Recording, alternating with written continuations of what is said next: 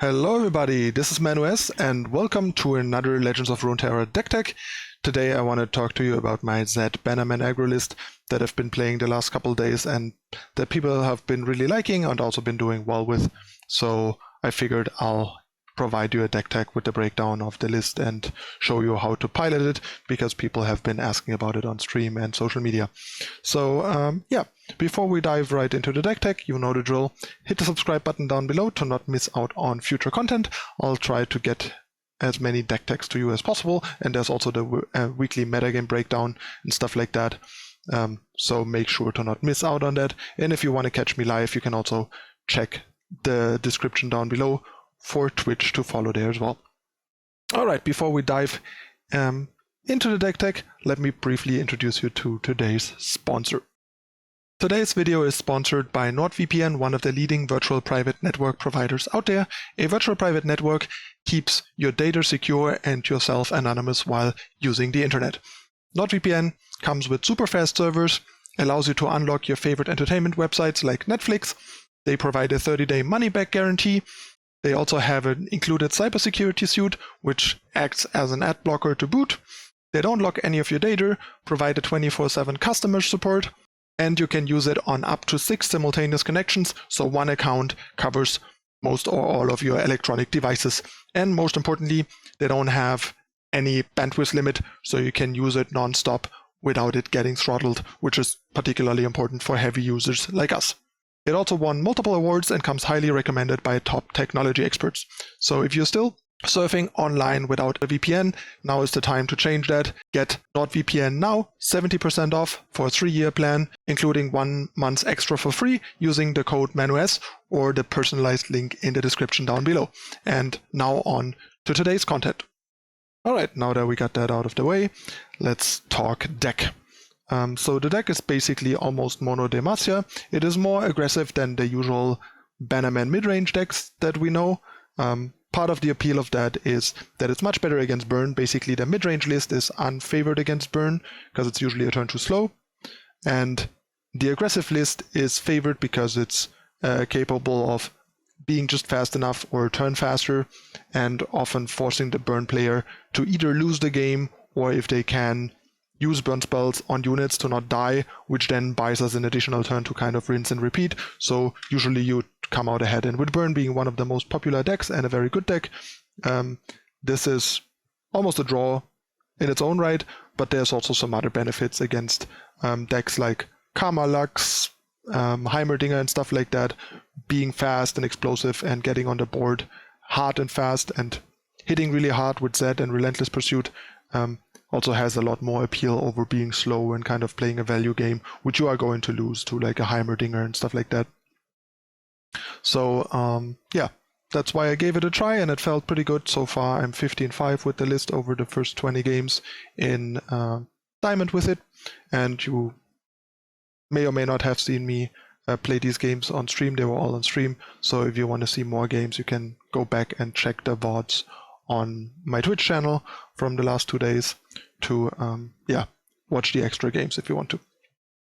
Alright, so this is pretty straightforward. Since we are aggressive, we have more 1-drops than usual. We have Citria in addition to Tracker. Citria is surprisingly decent as a 1-drop, since not having 1 health is kind of a big deal between all the like deal 1 damage things and like 1 attack units that usually block your 1-drops. So the second health point here is pretty good. And we have 2 Ranger's Resolve, pretty standard in Demacia unit decks these days. Card is super powerful. Drawing too many copies can be lackluster, but you want more than 1 because it's really good and you want to draw it often, so 2 is the right number. Then, since we are more aggressive, our champions reflect that, in that we have a Lucian, instead of say something like a Fiora or a Garen, since we want our curve to be lower and we want to be aggressive. Lucian is mostly a 2-cost 3/2 quick attack in the game that the opponent needs to like prioritize a bit to kill. In the 20 games I have not leveled him once, but that's not a problem. Like a 2-cost 3/2 quick attack is really good still. Really hard to block, especially once it grows with like War Shafts or other buffs. And it's a card that still has this threat of leveling. It's kind of the same as with Fiora. Fiora doesn't win very often in these Bannerman decks with her win condition, but it's still a looming threat, and it's the same with Lucian here, while just being a good unit without the level up. And then we have Bright Steel Protector and Warchefs, just very good aggressive units in all Demacia versions really. Then we have the new Loyal Badger Bear, which makes a bit more sense here than the challenge units, just because we care about hitting and the challenge is not relevant against every opponent. But it's close, like Prodigy is still very good, and even Laurent Duelist, since its buff is very good. But I decided that Badger Bear plays better against something like Burn, for example, because it makes it a lot harder for them attacking, and it's just very robust, and it also plays well against opposing Badger Bears and stuff like that. And then the second champion is Zed. I tried other versions of this, mainly Misfortune Butcher as a splash, and it just felt way worse and also did way worse. Zed being so explosive and being 2 attackers in one turn is really, really strong. It also makes it scale well with the combat trick buffs and Warchef buffs or Bannerman, multiplying those effects, and it obviously also pairs really, really well with Relentless Pursuit, because it gives you like this critical mass and choke points where the opponent is just completely overloaded and cannot really master a defense, while with more fair units like Misfortune that are just a single body, a single attack, they often, I found, are just exactly capable of mastering a defense and sort of fighting back, while Zed just kind of breaks that parity together with Relentless Pursuit and the buffs really, really well. Then we have Grizzled Ranger and Bannerman as top end. Since we are an aggro deck, we don't really want anything more expensive.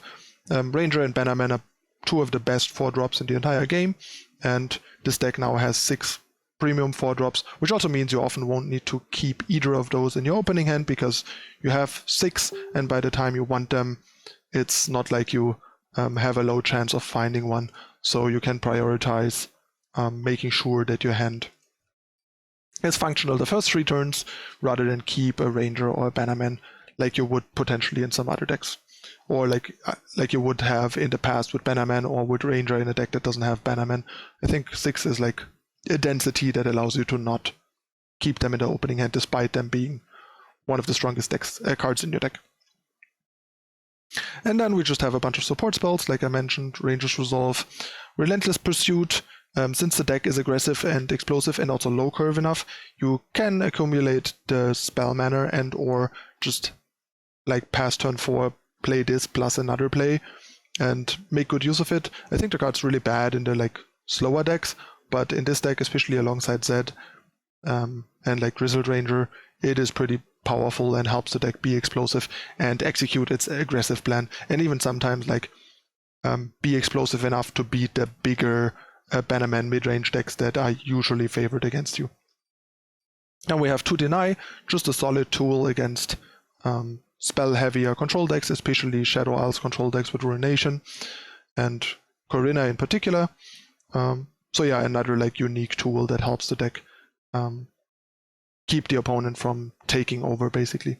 Then we have 3 Riposte, just a solid combat trick. It deals extra damage to finish the opponent. It counters a lot of removal. It also denies life gain, be it from Grasp or be it from lifesteal units, by riposting the unit that the lifesteal unit is fighting. And then we have 3 back-to-back. Since we don't really want expensive units, and in the later turns, like 5 or 6 onwards, we usually just want to be open attacking with tricks open, back-to-back is the perfect sort of high-impact card that allows us to open attack while still being as strong as like an additional top-end unit would be. The third back-to-back is debatable, and it could be a bit too clunky. Initially I had a Radiant Strike, that's one option. Other options could include something like,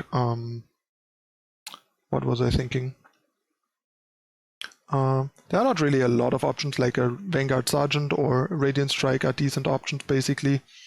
Or a Will of Ionia could be fine. I'm not a big fan of something like Purify or Single Combat in this. They're a bit too reactive. The deck doesn't really care about killing opposing units like at the cost of a card, because we are explosive, we are aggressive, so the opponent will have to use all their units in combat to block anyway, and then we can deal with them that way. So single combat hasn't been very necessary, and Purify neither. And yeah, it's just been pretty happy with the list as is. It's very efficient and consistent and smooth. But yeah, the third back-to-back could be a bit clunky and could be possible to shave it, but it's also a really powerful and important card, especially against the control decks that I mentioned, where you often need to open attack on the last possible turn and kill them with a back-to-back, because if you don't, they will stabilize or ruination, and then you're out of the game, while open attacking there plus back-to-back backup means that even if they have like fast answers mid-combat like removal, it won't be enough and the back-to-back breaks their back, so to speak. So yeah, deck's pretty straightforward, hyper efficient, hyper aggressive, doesn't play any bad cards. All the cards are like premium quality, really good effect to rate ratio, and that's what makes the deck work. Alright, I'm currently Diamond 2, so close to Masters. As you probably know by now, I haven't been like prioritizing getting Masters again, and rushing to it, I've rather just focused on experimenting, trying various decks and ideas, and messing around, since there isn't really like any reward for being Master fast, and I don't like grinding the same deck over and over till I get there, so it's just we just kind of get there naturally. Because I mean, obviously I could have just taken one of the decks that I did well initially and just spammed them till I hit Masters, but I just didn't want to because it's not fun, and I don't want to like take the fun out of the game if there's no gain for it. Like if there was a reward for being Master fast or anything, sure, I would do it because I'm competitive, but I'm not like grinding if it's not rewarding, because grinding is not that fun unless it is rewarding. The rewarding part is basically what makes the grinding fun, despite grinding inherently being not that fun. Alright, so yeah, I'll see you in a moment with the first game in Diamond 2, so stay tuned for that, and before you leave, please consider hitting the like button and subscribing to the channel if you haven't yet, and enjoy the content. That would be much appreciated. So I'll see you in a moment.